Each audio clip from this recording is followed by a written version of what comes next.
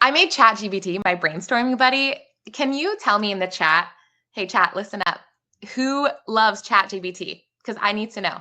I seriously could not live without it. I know that AI is all over the place. Thank you, Tori and Sarah. Thank you.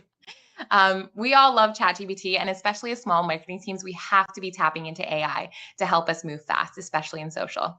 Um, it is such a great brainstorming tool. So I would often take transcripts of videos on social like TikTok and YouTube.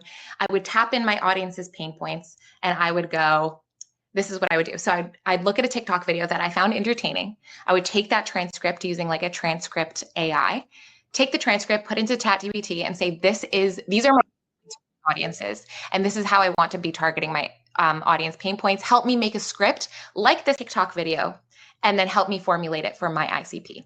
And it would shoot out a script. I would obviously revise it to match my tone of voice, but ChatGPT became the one thing that I absolutely loved, and it became my best friend. And now I also go to it for therapy. So ChatGPT, we love you. I also had to pick repeatable formats to save my future self time. You need to find a format that works for you that you can do over and over and over again. I got so familiarized in my early days with skit making that I could make a skit in 20 to 30 minutes, edit it quickly, and post it on LinkedIn in a matter of an hour. And so you need to be finding content that's so easy for you to do, so easy for you to create.